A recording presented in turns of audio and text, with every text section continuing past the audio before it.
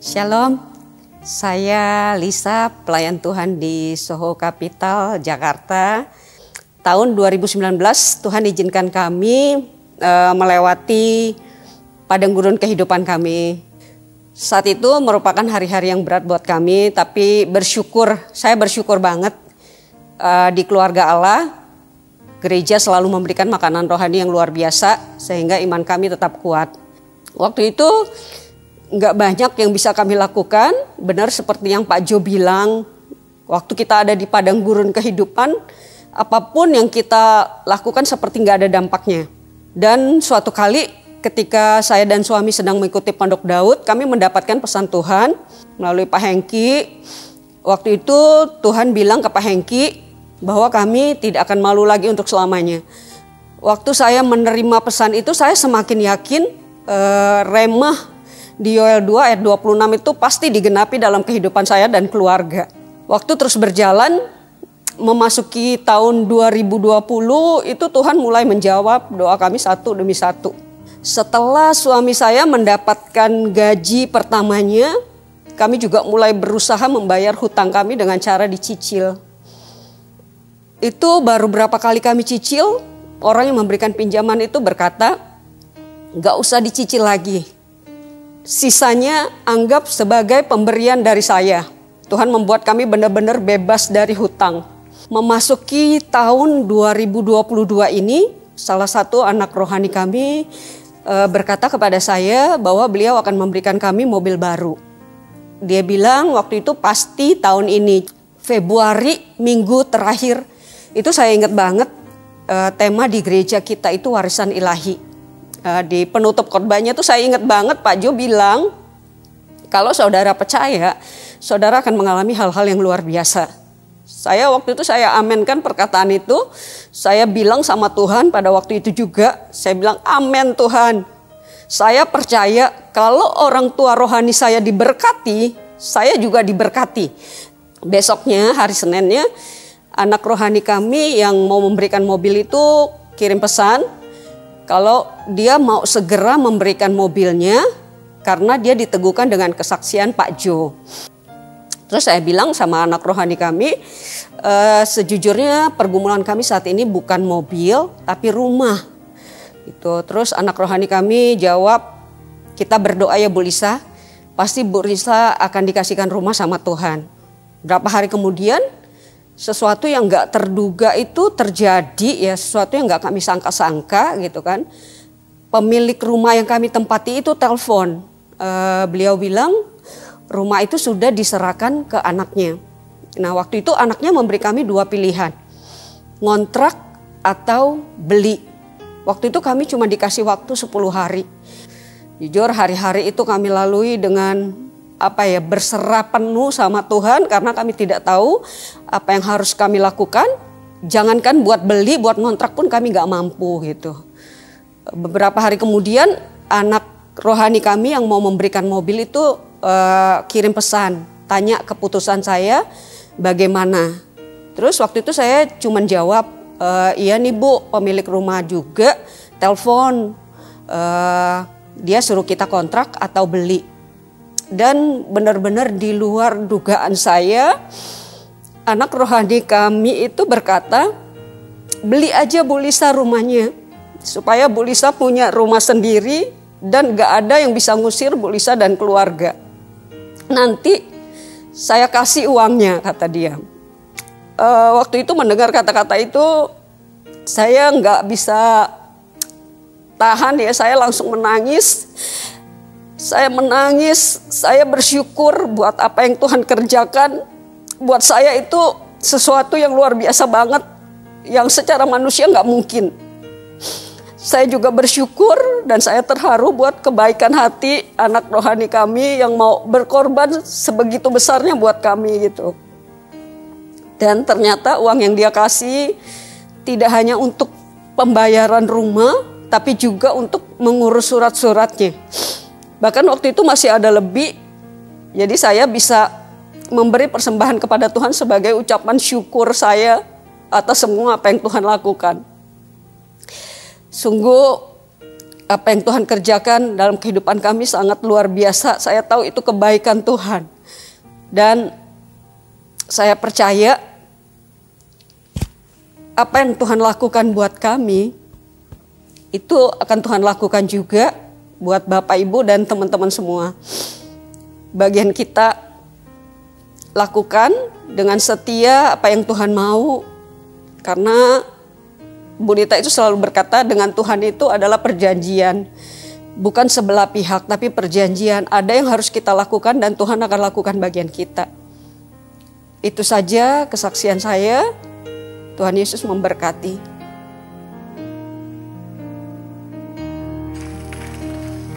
Haleluya, sekali lagi tepuk tangan yang sangat-sangat meriah, saudara. Kesaksian yang luar biasa sekali, sekalipun mengalami padang gurun. Kata dia saudara, hidupnya yang seperti itu. Tapi setiap ibadah dikuatkan oleh firman Tuhan.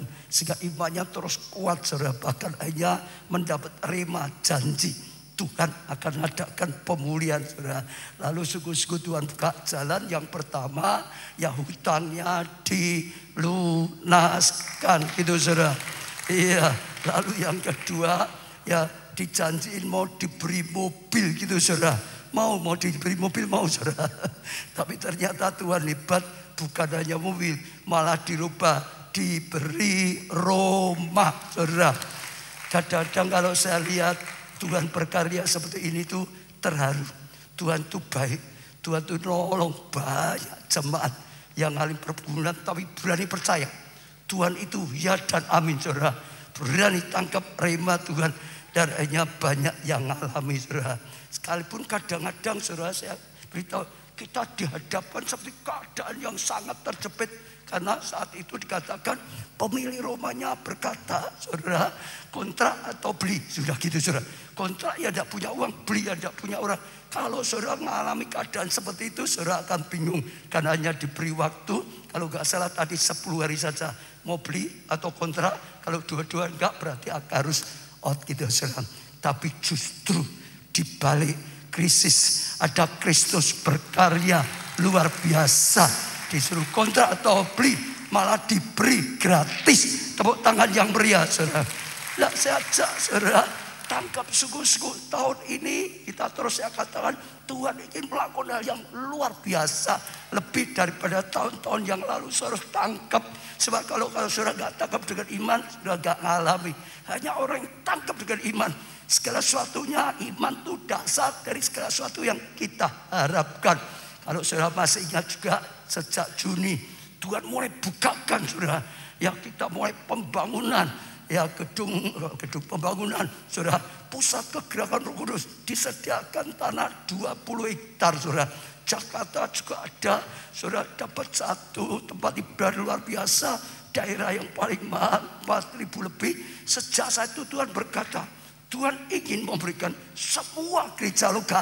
Bukan hanya Solo, Jakarta, Jogja saja. Bahkan setiap jemaat Tuhan ingin memberikan tempat tinggal yang permanen. Saudara tangkap, ini terbukti saudara. Enggak punya uang, jangan takut. Punya janji Tuhan, punya firman Tuhan, punya Tuhan yang melakukan. Saudara kita bisa. Bagi Allah tidak ada yang mustahil. Amin. Siapa yang rindu? Yang rindu punya rumah permanen. Kalau belum punya, angkat tangan. Saya mau doakan untuk setiap saudara. Supaya bukannya gereja. Tangkap suku-suku saudara. Supaya saudara mengalami setiap saudara. Tuhan rindu, Tuhan berikan satu janji. Tuhan kami bawa setiap jemaat. Oh Tuhan kami tangkap janjimu. Kami percaya janjimu Tuhan. Beri iman yang khusus pada setiap kami. Oh melihat Tuhan bukan melihat keadaan. Tapi bersyukur ada kesaksian yang sudah meneguhkan. Bagi Tuhan tidak ada yang mustahil. Tuhan kami berdoa untuk setiap jemaat yang butuhkan tanah Tuhan. Oh yang belum punya Tuhan kau berikan untuk tempat tinggalnya. Bahkan yang sudah punya Tuhan, Engkau akan pakai mereka berkati lebih supaya dipakai lebih. Berikan tempat-tempatnya usaha yang lebih besar, lebih lagi Tuhan, sehingga Engkau berkarya lebih lagi. Dalam namamu Tuhan Yesus, hamba-Mu doakan dan impartasikan tanah yang daripada Tuhan, baik yang onsite maupun yang online. Dalam nama Tuhan Yesus, terima pengurapan dari Tuhan, terima janji Tuhan ini. tangkap saudara. Kami bersyukur Tuhan, kami terima dengan iman dalam nama Tuhan Yesus. Amin. Ya, tepuk tangan saudara. Tuhan itu dahsyat luar biasa. Ya, kita mulai belajar firman Tuhan. Seri khotbah cinta yang menghanguskan.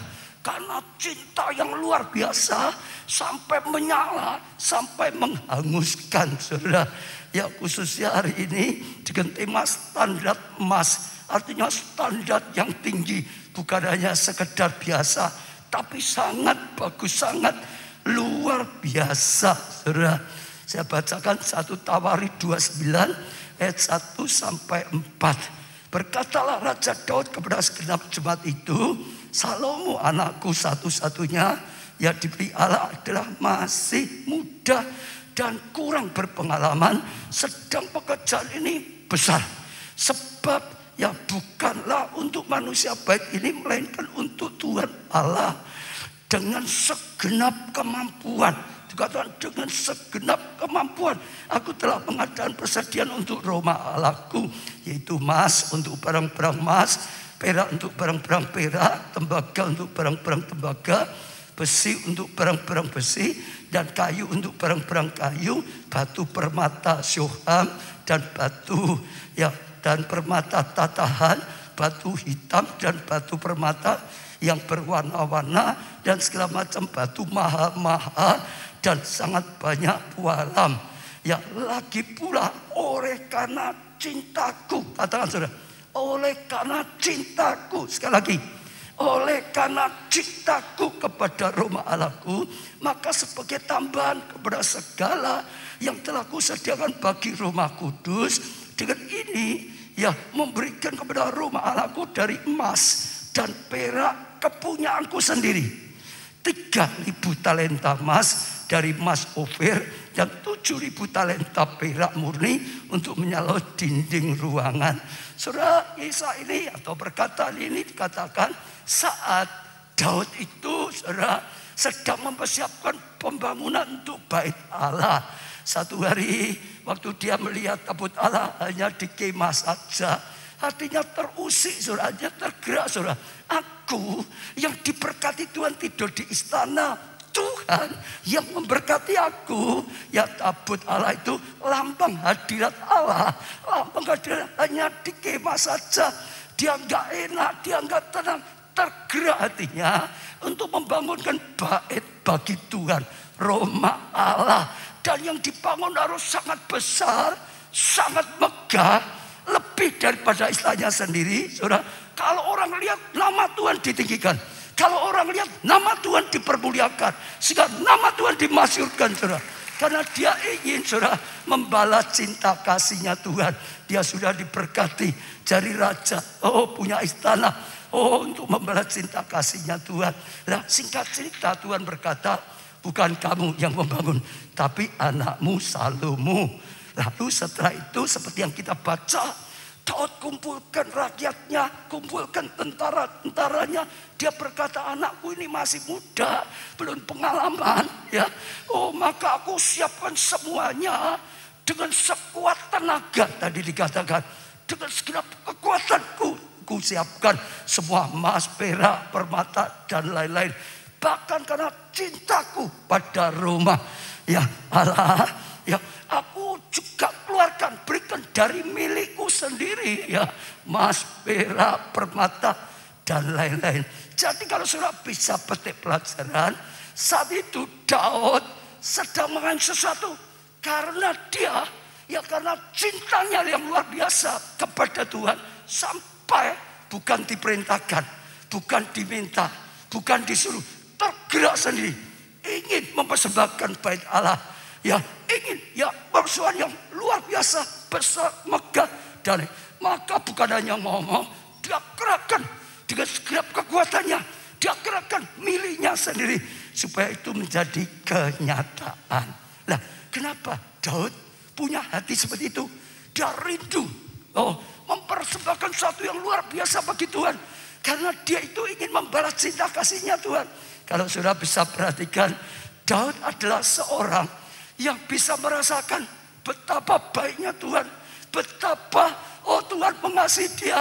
Oh betapa luar biasanya apa yang sudah dilakukan Tuhan dalam kehidupannya. Dia itu nyadari sungguh-sungguh sehingga hatinya terbakar untuk membalas cinta kasih Tuhan. Beri tepuk tangan yang meriah. Saudara, di Alkitab saudara bisa baca banyak. Dia selalu berkata ya banyak tentang betapa baiknya Tuhan. Dia adalah seorang gembala, saudara, ya domba. Dia berkata kalau dia di ladang sendirian, nggak ada siapa-siapa, Tuhan hadir di tengah-tengahnya. Tuhan bersama dia saat ada singa beruang mau menerkam dombanya. Oh saudara, Tuhan urapi dia. Tuhan tolong dia. Singa beruang dihajar, dikalahkan, saudara, sehingga dombanya selamat, termasuk dirinya sendiri. Dia selalu saksikan. Bahkan waktu menghadapi Goliat, Saul berkata enggak mungkin kau bisa. Dia berkata saksikan, oh Tuhan sudah nolong aku. Ya singa beruang saja aku hajar. Maka ini Goliat sama dengan itu. Dia selalu berkata, bahkan dia sebetulnya menjadi anak yang diabaikan oleh keluarganya, saudara. Yang lain jadi tentara. Dia hanya mengembalakan domba 2-3 ekor. Itu pekerjaan yang rendah saat itu. Yang lain diperjuangkan, jadi tentara, jadi pahlawan, jadi jenderal, saudara. Dia nggak ada sesuatu yang bisa dihindarkan, saudara. Tapi sekalipun diabaikan, nggak diperhitungkan, dia diperhitungkan oleh Tuhan. Dia dipilih oleh Tuhan. Justru dipilih lebih daripada kakak-kakaknya semua. Tuhan utus Samuel, nabi terbesar saat itu, saudara, ke rumahnya, saudara. Orang tuanya mengabaikan dia, kakak-kakaknya semua dikeluarkan. Tapi Tuhan berkata tidak, ya masih ada ya yang lain. Lalu ditanya, ada Daud, suruh dia pulang. Dia belum pulang, kita tidak makan. Saat Daud pulang, Tuhan berkata, ini dia urapi. Pada Daud masih muda, masih kemerah-merahan, ditolak, diabaikan, tapi dipilih oleh Tuhan. Oh, itu kemurahan Tuhan yang luar biasa. Dia tahu, saudara, semua itu adalah karena kasih karunia dan anugerah Tuhan. Terus saudara perhatikan sepanjang hidupnya, saudara. Oh, waktu dia menghadapi Goliat juga sama, saudara. Itu sungguh-sungguh karena pertolongan Tuhan. Sekalipun semua nggak bisa, dia dengan pertolongan Tuhan kalahkan Goliat. Setiap perang menang, setiap perang menang, setiap perang menang, setiap perang menang. Dia selalu berkata, kemenangan ini adalah karena daripada Tuhan. Orang yang diurapi diberi kemenangan. Daud berkata, semua daripada Tuhan. Luar biasa. Dia dikejar-kejar, mau dibantai oleh Saul, terus dilindungi Tuhan, terus dijagai oleh Tuhan, terus ditolong oleh Tuhan. Dia mau dibantai Saul, makanya Saul yang meninggal sendiri, kalah dalam peperangan, betul enggak? Akhirnya diurapi jadi raja suku Yehuda, diangkat lagi, diurapi jadi raja semua suku Israel, 12 suku diangkat oleh Tuhan. Oh, maka dia selalu berkata, semua ini dari Tuhan. Oh, kemenangan daripada Tuhan. Kedudukan raja dari Tuhan. Semua kekayaanku dari Tuhan. Semua ketenaran dari Tuhan. Semua dari Tuhan. Sampai dia berkata, siapakah aku ini sampai jadi biji matamu Tuhan. Semua dari Tuhan. Diakui, dia katakan. Bahkan dia berkata, maka semua tetap pilih Tuhan. Semua bagi Tuhan. Untuk kemuliaan Tuhan. Sudah dengar. Karena dia merasa Tuhan itu hebat. Luar biasa. Hanya karena Tuhan. Dia ada seperti ada. Makanya ada satu saja. Hatinya ingin merasa cintanya kasih Tuhan. Dia melihat kasihnya. Atau merasa kasih. Timbul kasih yang luar biasa. Sampai dia berkata, firman-Mu ku renungkan siang dan malam. Senang dengan firman Tuhan. Karena timbul cinta akan Tuhan. 7 kali sehari aku memuji-muji Tuhan. Aku bersuka cita. Waktu ada orang berkata, mari ke bait Allah. Oh, aku bersuka cita. Kakiku seperti kaki kijang yang berjalan makin lama makin cepat. Untuk datang di baitnya. Bergairah. Sampai dia membangun Pondok Daud. Tempat untuk duduk diam di bawah kaki Tuhan. Tempat untuk mendekati Tuhan. Tempat untuk menyatakan kasih Tuhan. Tempat untuk terus 24 jam. Oh saudara, orang cinta itu suka lama, suka terus menerus. Beda dengan yang gak ada cinta. Saudara kalau bisa perhatikan, Daud orang yang sangat-sangat menyadari betapa baiknya Tuhan. Dia bisa menyadari, dia terharu, dia kagum dengan Tuhan. Lalu timbullah cinta pada Tuhan. Ingin selalu membalas cinta kasih Tuhan. Ingin selalu mempersembahkan yang terbaik bagi Tuhan. Dan itu kesukaannya. Dan hebatnya saudara dengar ya. Justru karena Daud bisa menyadari kasihnya Tuhan. Lalu dia ingin membalas cinta kasih Tuhan. Saat dia lakukan sesuatu. Saat dia mempersembahkan sesuatu. Karena cinta Tuhan. Apa yang dia lakukan menggetarkan hati Tuhan. Apa yang dia lakukan menyentuh hatinya Tuhan. Tuhan kagum, Tuhan kaget. Waktu dia mau membangun bait Allah yang luar biasa sekali saudara. Tuhan berkata, langsung berkata pada Daud, aku tidak pernah perintahkan siapapun. Engkau tidak diperintah, tergerak sendiri. Karena cintamu, maka sekalipun aku sudah berkati engkau seperti ini, aku akan berkati jauh lebih besar lagi. Kerajaanmu tidak berkesudahan. Anakmu salah, masih ada kesempatan bertobat. Ada banyak sekali yang dilimpahkan. Makin dia melakukan sesuatu untuk Tuhan, dasarnya cinta, justru membuat dia dapat kasih karunia lebih, sampai puncaknya sudah dengar, dia yang menurunkan Mesias, betul? Sampai Yesus selalu dikatakan anak Daud, betul saudara? Dia yang dipakai sebagai standar ukuran hidup para raja berikutnya. Standarnya seperti Daud. Seperti Daud. Apakah seperti Daud? Apakah seperti Daud? Tidak seperti Daud berarti jelek. Harus seperti Daud. Seperti Daud. Apa yang dilakukan sangat disukai Tuhan. Sampai Pondok Daud akhir zaman dibangun kembali. Yang dipersembahkan itu luar biasa sekali. Begitu. Saja setiap saudara bisa tampil seperti itu. Kalau saudara doa, kalau saudara ibadah, jangan hanya Kristen tidak ibadah. Nanti dimarahin. Nanti KKS-ku cari Kristen kok tidak ibadah. Jangan begitu. Saudara, ibadah karena cinta Tuhan. Seperti Daud, aku bersuka cita saat orang berkata, mari ke rumah Allah.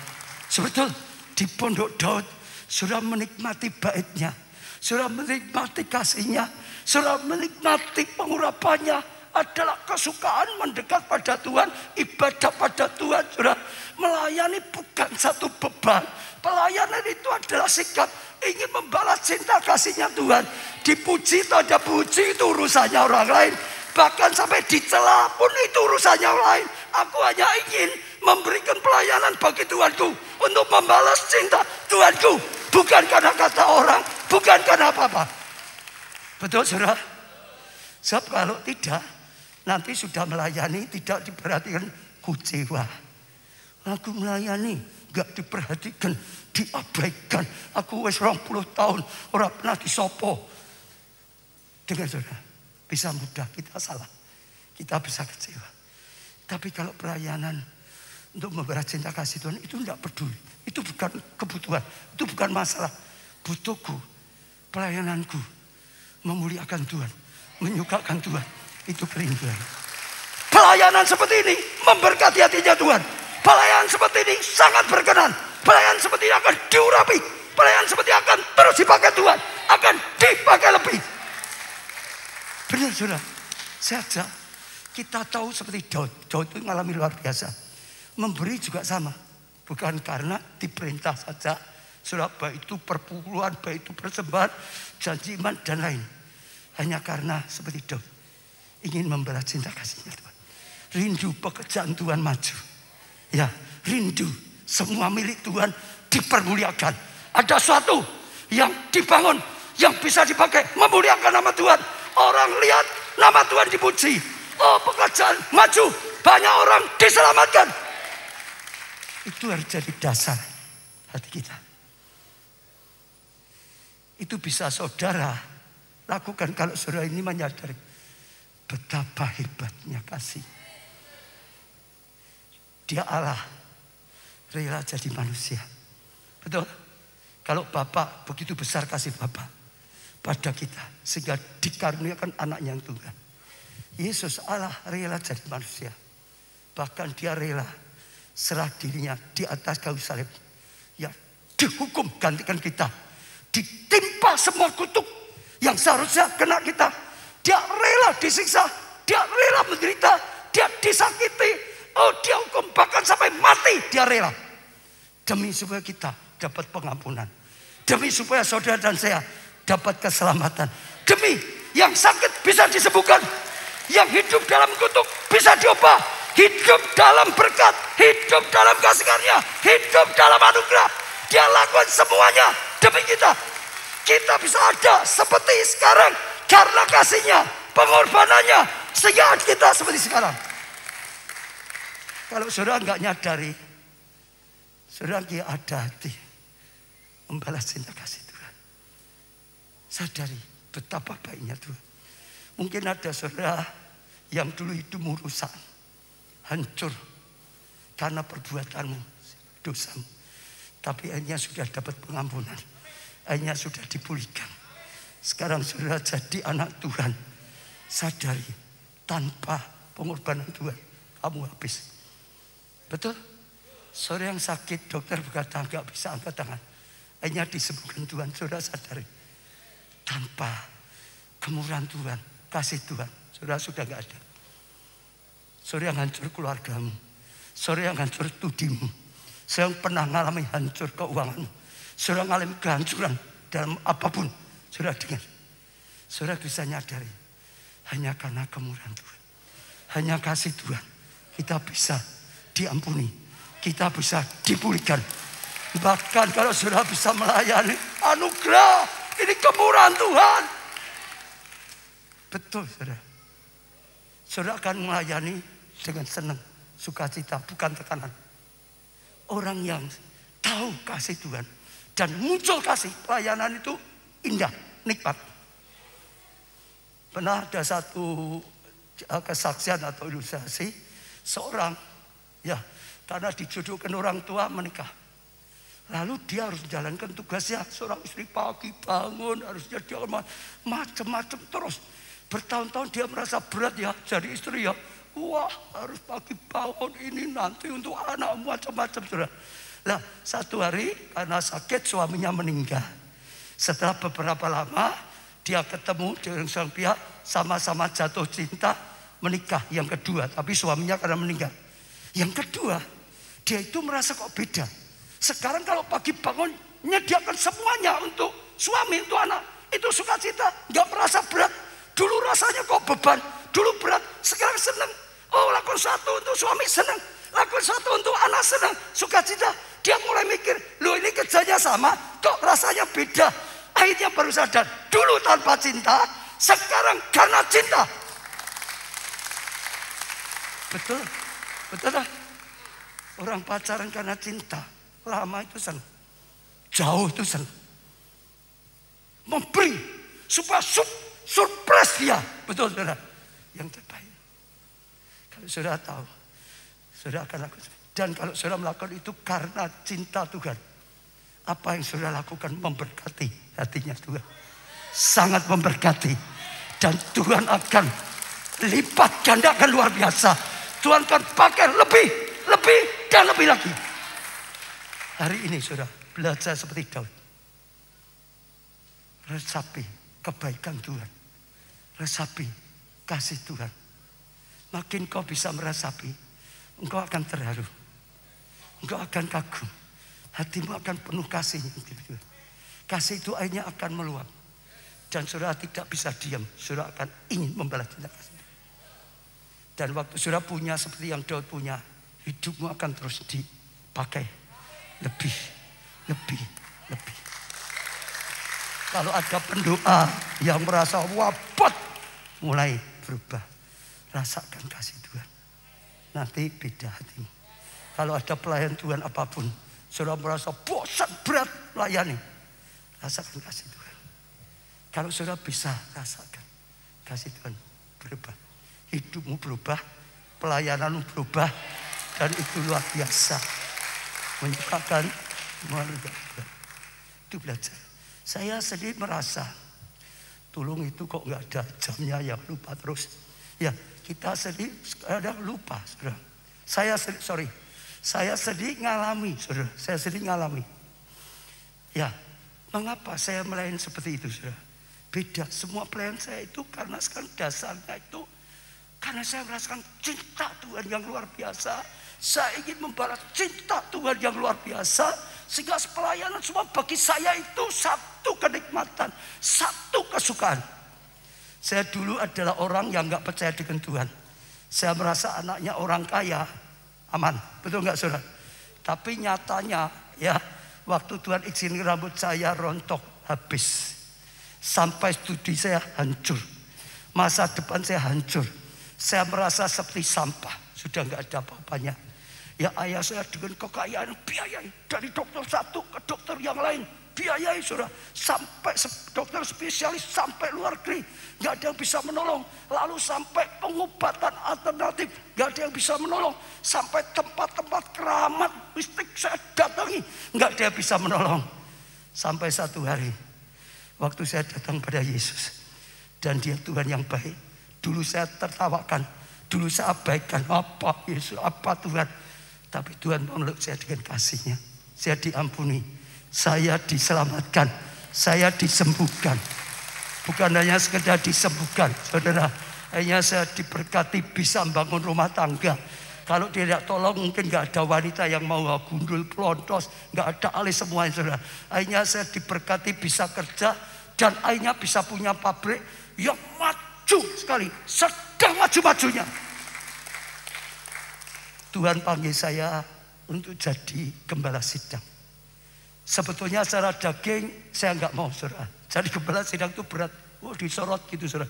Kalau saya jadi pengusaha punya Mercy 1, wah sekarang hebat loh. Itu Ojen maju gitu saudara. Mercy-nya 3, wah ini lebih maju lagi loh. Mercy-nya 5, wah sekarang hebat loh. Kalau jadi pendeta Mercy 1, wih itu sopo. Kolektor apa itu. Kadang-kadang itu tidak mudah saudara, betul nggak? Jadi orang itu kadang-kadang sudah curiga sendiri-sendiri gitu saudara. Ngomong sendiri, tidak mudah. Tapi ya itu pergumulan. Sampai saya berkali-kali ya dari Roma keliling kota Solo bawa mobil mencurahkan air mata hanya apa? Pergumul. Satu daging saya nggak mau saudara. Tapi yang kedua Tuhan kejar terus. Ayo melayani. Ayo jadi hambaku. Ayo jadi gembala sidang. Sampai satu hari Roh Kudus berkata, engkau cinta dengan Tuhan enggak? Saya bilang cinta. Tuhan sudah menyelamatkan hidupku, harusnya hancur, sampah, sembuhkan, ditolong, punya keluarga, sembuhkan Tuhan. Mau cinta Tuhan. Tapi Roh Kudus berkata, kalau engkau cinta, kenapa engkau disuruh Tuhan enggak mau? Saya nangis. Saya sadar. Nyadari kasih Tuhan, kebaikan Tuhan yang sudah diberikan. Akhirnya saya melangkah dengan sukacita. Dan waktu saya melangkah, saya rindu mempersembahkan yang terbaik. Itu waktu saya doa, Tuhan kalau aku harus tinggalkan pabrik, jangan sampai aku hanya jadi asal pendeta-pendeta.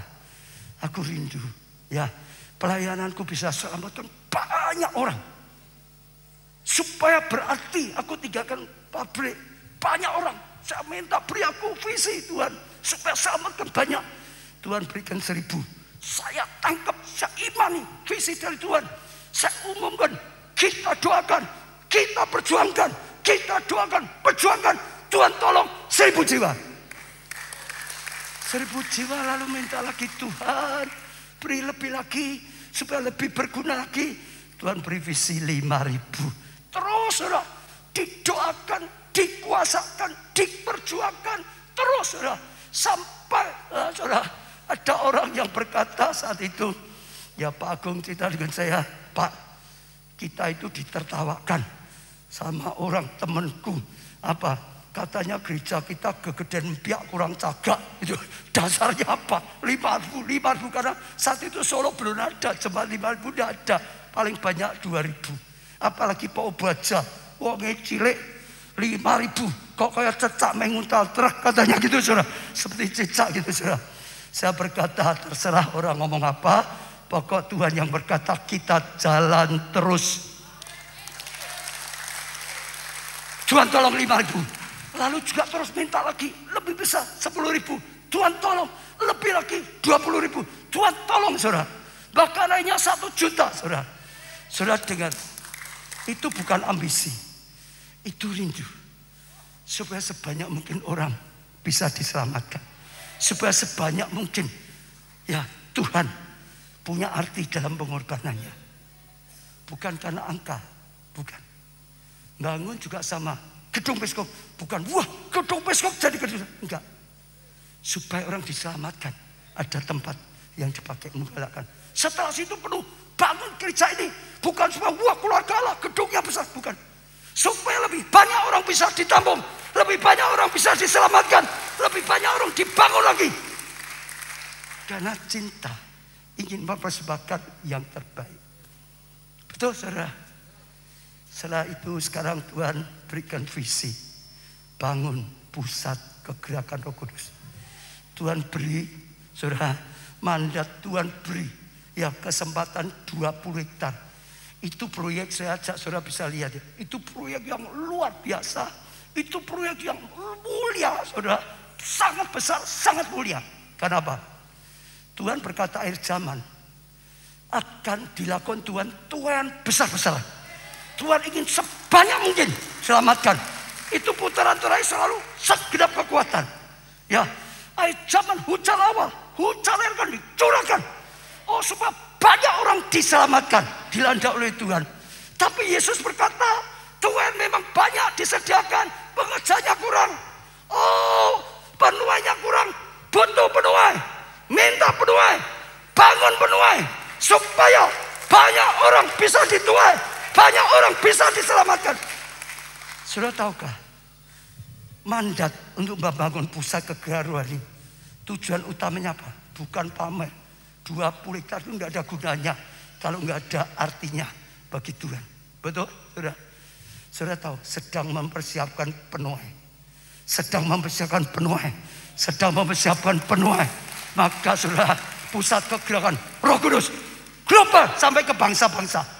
Tujuannya adalah supaya lebih banyak orang ke surga, bukan ke neraka. Betul. Itu dilakukan menentukan banyak orang bisa masuk neraka atau surga. Makin banyak penuai yang bisa dipakai Tuhan menuai, makin banyak orang masuk surga. Ini tugas sangat penting untuk akhir zaman. Karena akhir zaman Tuhan memang melakukan seperti itu. Kalau kita dipercaya untuk bangun itu, saya setiap kali merenungkan terharu. Tuhan, ini tugas yang sangat penting. Ini dibutuhkan banyak orang, sehingga banyak orang bisa diselamatkan. Betul saudara? Dan terus saya bersyukur Tuhan berkarya. Tuhan berkarya dari hari saya diteguhkan. Ini kemurahan Tuhan. Tuhan itu sudah atur saudara. Tuhan itu sudah atur demikian rupa. Saya ya saksikan kemarin saudara. Ya, setelah pembangunan kita semua selesai, ya utang juga sudah selesai. Setiap ada uang saya belikan tanah. Tapi waktu mau beli tanah kan doa, di mana Tuhan gereja masa depan kita. Tuhan bawa itu ke sana di pelosongan saudara. Ya jadi setiap ada dana diberikan. Itu berjalan berapa tahun saudara. Juni yang lalu tiba-tiba Tuhan tuh tunjukkan ini Kairos. Ini saatnya mulai bangun. Ini COVID ada tujuan ilahi. Di balik itu ada Tuhan besar. Tuhan tunjukkan ya gereja kita Jogja 22 tahun mau berjuang dapat tempat ibadah nggak bisa. Tapi tahun ini dapat tempat ibadah. Lebih hebat lagi yang di Jakarta. Saudara, sebetulnya kita itu nggak ada perjuangan khusus itu. Justru karena COVID diberi tempat ibadah yang luar biasa. Di daerah yang boleh dikatakan mahal atau paling mahal, tanahnya 4.200. Sudah hampir seperti di tengah sini.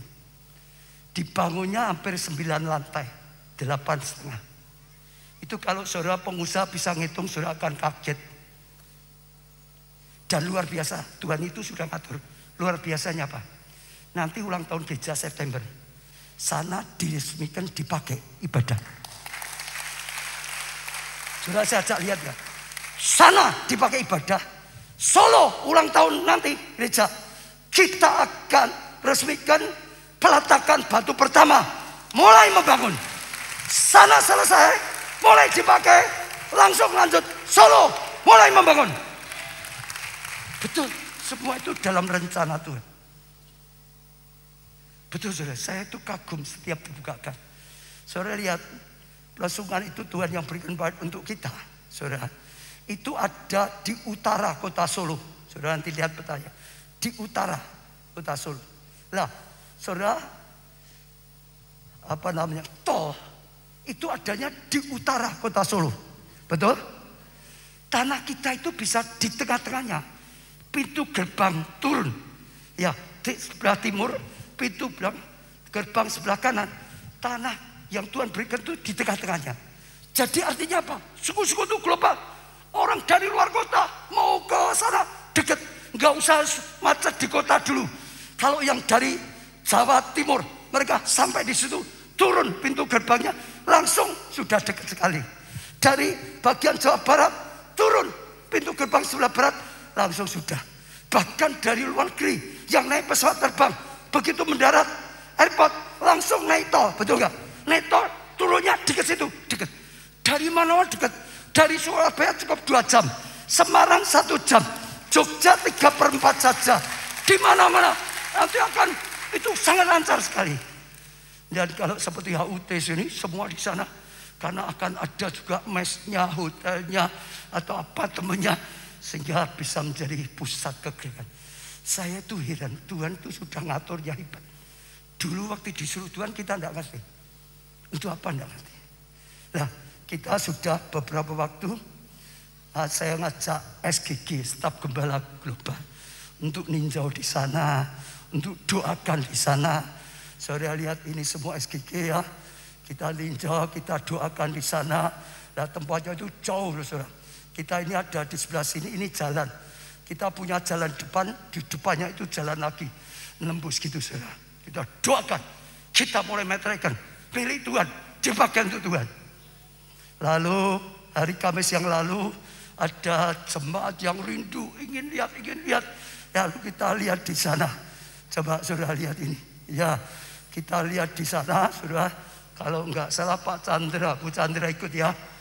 Marisa, tidak tahu ikut saya tidak tahu, lupa, pokok ada berapa yang ikut. Sama, kita lihat di sana, saudara, ini tanah yang diberikan oleh Tuhan, saudara, untuk dibangun 20 hektar itu besar, saudara. Di sini ya, saudara, tanpa parkir ya, di sini ini hanya 5.000, jadi itu 40 kalinya di sini. Betul, luar biasa sekali, saudara.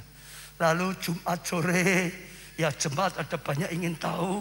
Saya kumpulkan di sini sebelum Miracle Net. Saya jelaskan panjang lebar supaya pada ngerti, saudara, sehingga bisa tangkap visinya ini. Tuhan melakukan ini, Tuhan mau bergerak, bisa bergandengan tangan, bisa kerjakan bersama, bisa maju bersama, bisa lakukan sesuatu yang luar biasa. Dan besok ulang tahun, saudara, kita mau peletakan batu pertama serta memeteraikan tempat itu. Ya, dari berbagai tempat bawa tanah, bawa air seperti yang dilakukan ya di Solo. Solo itu ada Tugu Kebangkitan Nasional. Gerakan Solo itu banyak kali kita bisa cerita sejarah jadi pusat kegerakan yang bergerak dari Solo sampai nasional, sampai Tugu itu. Dulu dari semuanya, saudara. Waktu ada gerakan dari semua provinsi di Solo, lalu tanah juga dimasukkan di air, dibuat Tugu itu. Gerakan itu terus akhirnya sampai Surabaya, sampai di mana? Sampai kegerakan kemerdekaan. Juga dilakukan oleh presiden kita, Pak Jokowi. Ibu kota baru, semua gubernur bawa, betul? Tanahnya jadi pusat, nanti pusat kegerakan. Kita sama, jemaat kita dari berbagai kota, desa, pulau, sampai luar negeri, kita sudah siapkan, nanti taruh di situ. Menjadi pusat kegerakan yang luar biasa. Dan satu lagi yang saya kagum begini, saudara. waktu ninjau ada satu pelayan Tuhan ikut ke sana. Kebetulan satu mobil dengan saya, dia cerita, Pak, aku dulu berapa tahun yang lalu pernah punya tanah di sini, pernah beli, tapi sudah dijual lagi. Sebelum sampai loh saudara, dia berkata tanahnya gersang itu Pak. Saya kaget. Kenapa? Saya baru sadar. Kan kita belinya bukan sekarang. Itu sudah berapa tahun. Ada dana beli, ada dana beli, ada dana beli. Sampai sekarang 20 hektar. Waktu beli pertama dan berikutnya, saya tahu itu tanah yang gersang. Saya dulu mikir kok tanahnya gersang ya. Akhirnya gimana ya? Tapi kemarin kaget. Sekarang sudah hijau semua. Saya lihat fotonya. Yang gersang jadi subur, jadi makmur. Ada beberapa yang terbeban kerjaan di sana. Saya tanya gimana? Wah bagus, tanahnya subur, bahkan airnya bagus. Sudah, setelah dimeterkan, ditabiskan, disitulah tempat Tuhan pakai berkarya, maka diubah. Saya sangat kagum. Banyak yang tergerak, maka digerakkan Tuhan sendiri. Baik itu janji iman, baik itu yang tergerak untuk membiayai ya beberapa ya tempat doa, tempat sekolah, ya tempat-tempat seperti Holy Land, ya panti asuhan dan macam-macam. Tapi saya sudah mulai dibuka Tuhan, semua cepat bisa berkarya sesuai talentanya masing-masing. Tahu enggak saudara? Ada banyak insinyur pertanian, perkebunan sukarela. Saudara, kerjakan. Ini sudah mulai pembibitan. Insinyur ya perikanan, peternakan, semua terbeban saudara. Ya mereka melakukan, ya ini kemarin mereka kita doakan. Tapi kalau ada waktunya di sana, waktu yang di sana, itu mereka enggak bayaran loh saudara. Tergerak sendiri, persembahkan ya kepandian yang ada, persembahkan kemampuannya ada untuk Tuhan. Kerjakan, hampir tiap hari datang, mulai pembibitan. Karena untuk tumbuhan pohon zaitun dan yang lain perlu lama setelah bangun bisa dibangun di sana. Saya lihat luar biasa. Tuhan ingatkan saya banyak kok. Contoh saudara yang bisa melukis, saudara bisa persembahkan talenta. Nanti kalau Holy Land itu dibutuhkan banyak lukisan.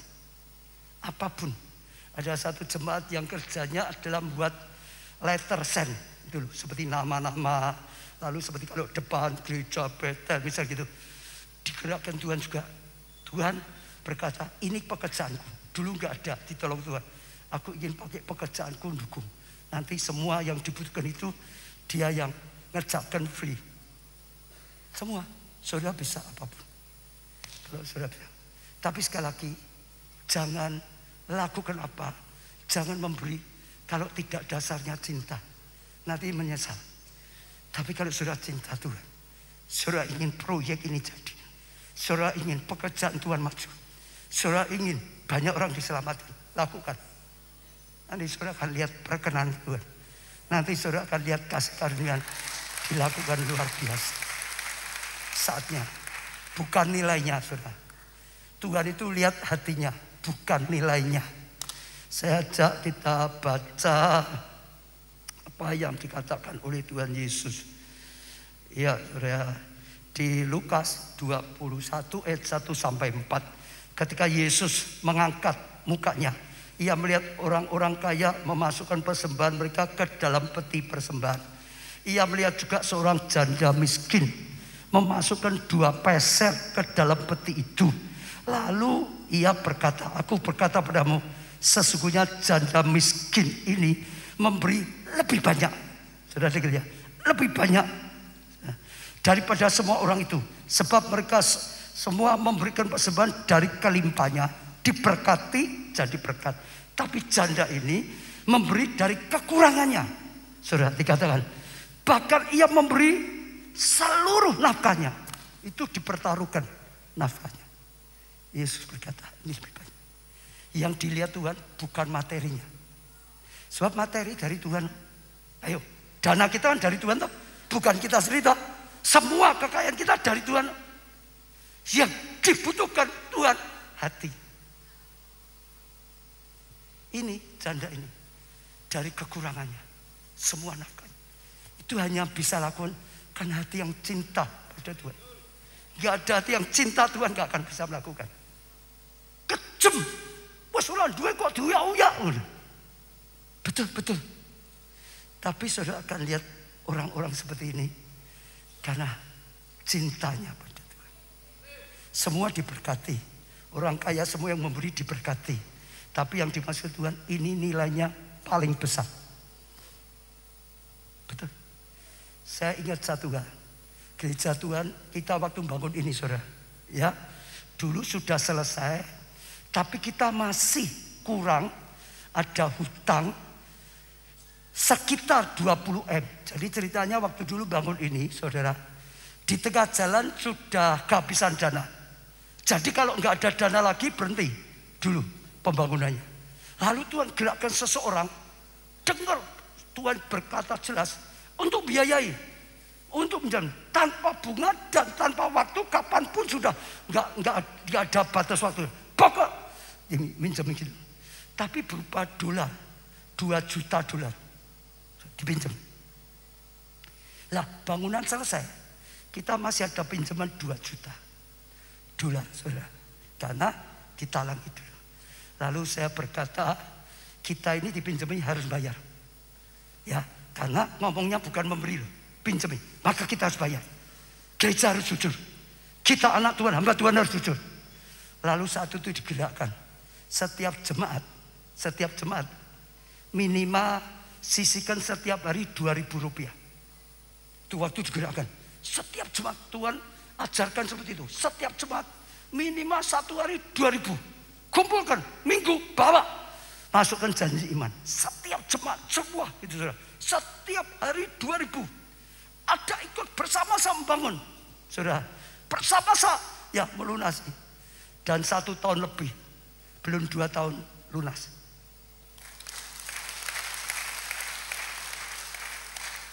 Besar atau kecil, yang paling penting itu hati kita. Saya tutup dengan satu ilustrasi ya saudara. Bukan ilustrasi, ini sejarah. Jadi waktu di perang zaman dulu ya antara tentara Inggris juga masuk pedalaman, saudara. Ada orang ditangkap oleh ya suku pedalaman. Lah ada orang tawanan ditangkap. Lalu ketua suku itu dia lihat, ini orang dulu nyerang saya sampai saya luka. Lalu diperintahkan tangkap dia itu, bawa sini, bantai, bunuh gitu saudara. Lalu saudara di sebelahnya di situ ada ya tentara Inggris. Kaptennya itu kasihan, bilang jangan kasihan kok dibunuh ya. Lalu dia berkata ini sudah dulu melukai saya, sekarang harus dibunuh. Lalu dia berkata sudah, ini zaman dulu kan masih ada namanya budak, betul enggak? Sudah aku beli saja, aku kasih uang, harganya berapa aku beli saja. Sudah dia kasihan supaya bisa selamat. Ketua sukunya bilang gak bisa, hutang darah bayar darah. Dulu dia melukai aku, hutang darah, sekarang bayar darah pun. Perintahkan anak buahnya dipanah. Begitu anak buahnya ya langsung panah, kapten ini lari nutupi orang yang dipanah itu dan kena kaptennya. Dan waktu dicabut darah bercucuran. Lalu kapten itu berkata pada kepala suku, aku sudah bayar dengan darahku. Engkau berkata hutang darah, bayar darah, aku sudah bayarnya. Dan dia, maka berikan padaku. Lalu ketua suku kagum juga dilakukan, berkata pada anak buahnya, dia sudah bayar darah, lepaskan dia, berikan dia. Orang itu diberi lepaskan, dia tersungkur, dia nangis, terima kasih. Kalau enggak dia sudah dibunuh mati. Tapi ada kapten yang rela korbankan sampai korbankan darahnya. Yesus lebih daripada itu. Di atas kayu salib dia korbankan segalanya sampai titik darah yang terakhir, sampai kematian. Sudah semua dikorbankan supaya kita keluar dari budak dosa, supaya kita diampuni dan diselamatkan. Kita ada seperti ini ada karena pengorbanannya. Dia bayar dengan darah yang mahal, kata kita. Lalu biarlah kita merenung dengan apa kita bisa balas kebaikan Tuhan. Semua bangkit berdiri. Kita pujikan dengan apa? Ku balas kebaikan-Mu Tuhan.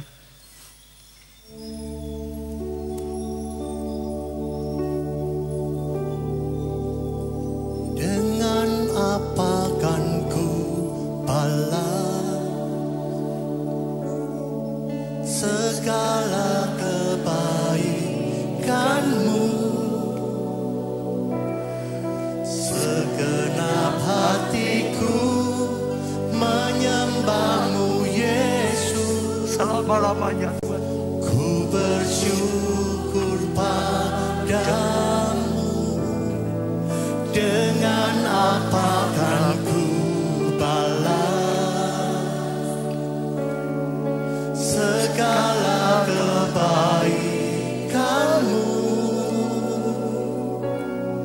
Segenap hatiku menyembah-Mu Yesus, ku bersyukur padamu. Dengan apa Katakan dengan tulus saudara. Katakan dengan segenap hati saudara. Seperti orang yang sudah diselamatkan, ya dengan cara yang dikorbankan, dia akan berkata, dengan apa aku balas engkau? Hanya orang itu mengikuti kapten itu seumur hidupnya, mempersembahkan hidupnya untuk kapten itu. Apakah ku balas segala kebaikan-Mu? segenap hatiku menyembah-Mu Yesus, ku bersyukur padamu. Semua angkat tangan saudara kepada Tuhan. Datanglah pada Tuhan dengan segenap hatimu. Katakan sesuatu pada Tuhan. Katakan terima kasih Tuhan, karena kasih-Mu yang begitu besar. Kami boleh ada seperti saat ini Tuhan, karena kasih-Mu yang begitu besar. Engkau rela korbankan segala-galanya di atas kayu salib Tuhan.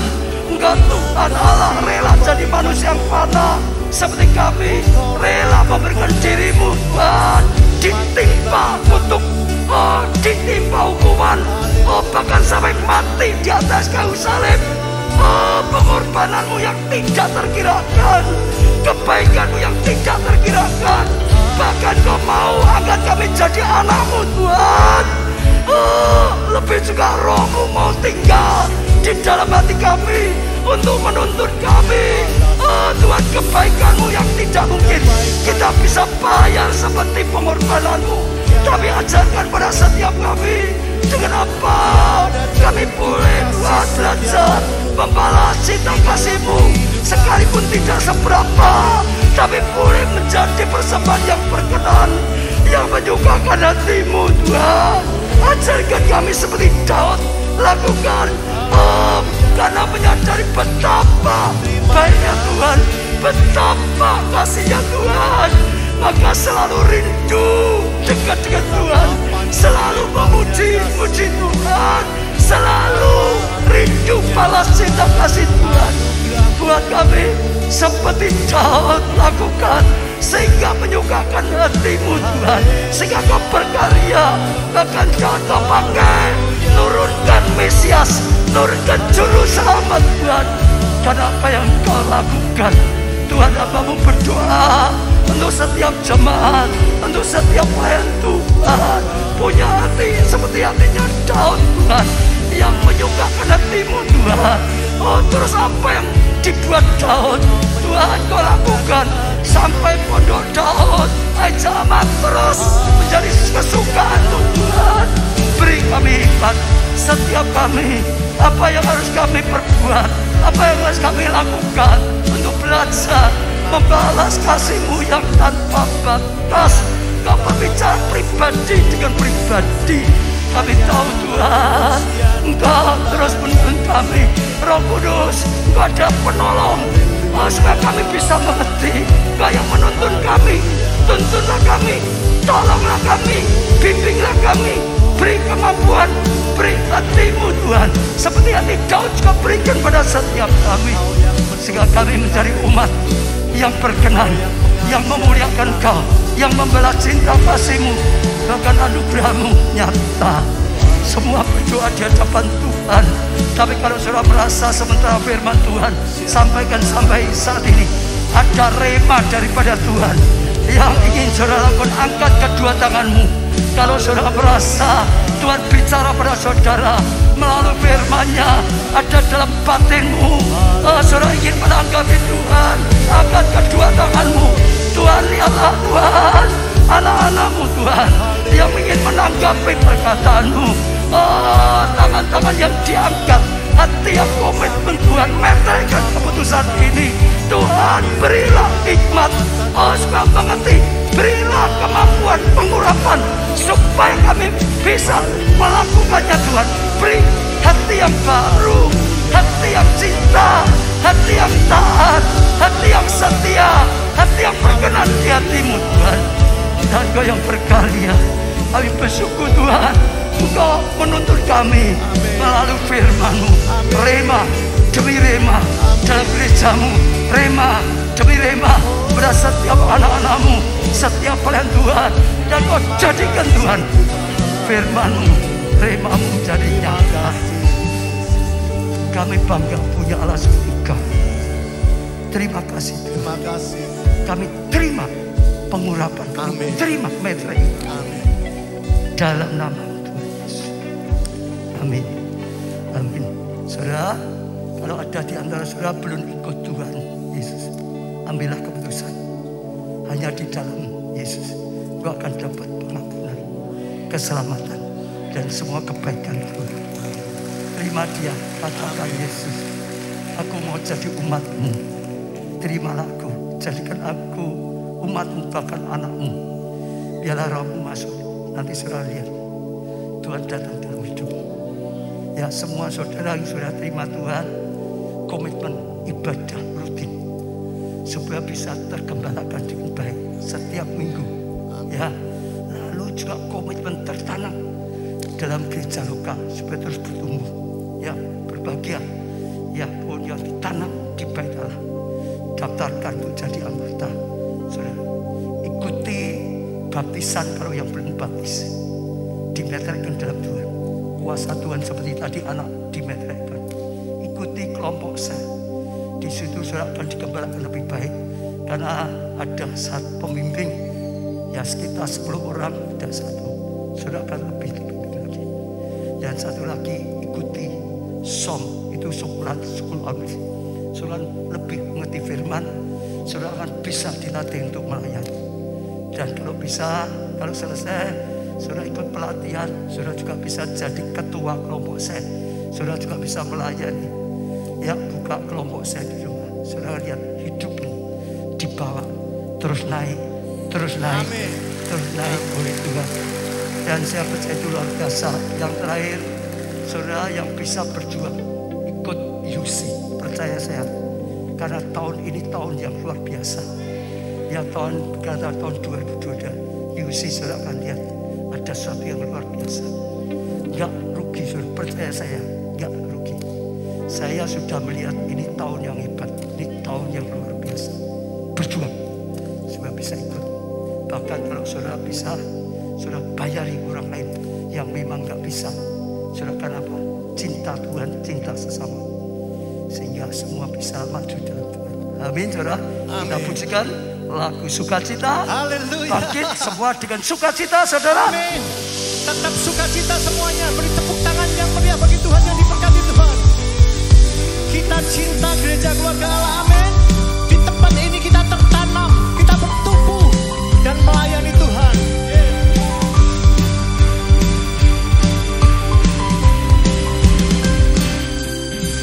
Ku cinta gerejaku, ku cinta keluarga.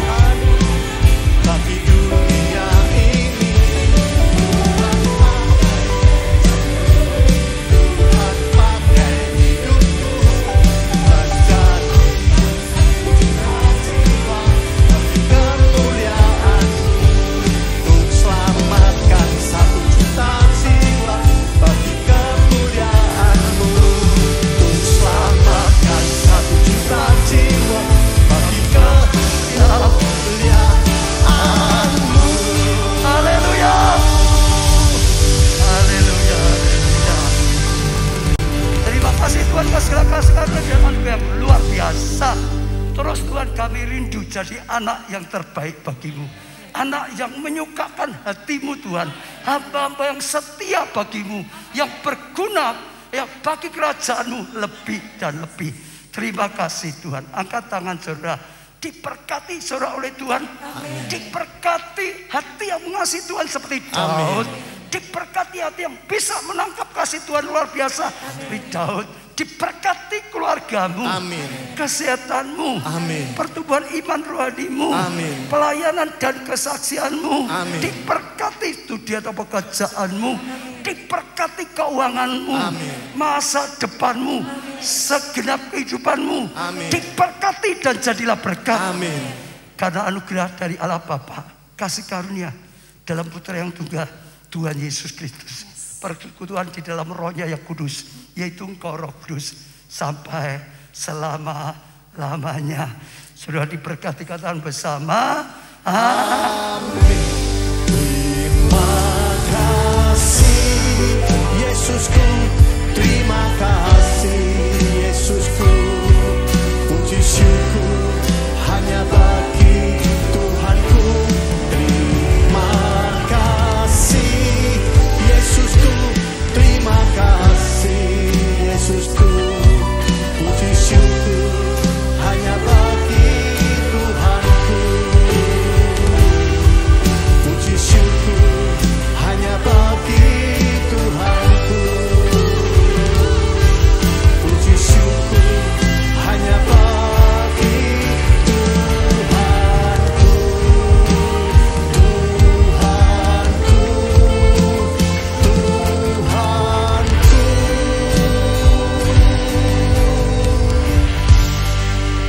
Selamat pulang, Tuhan Yesus memberkati.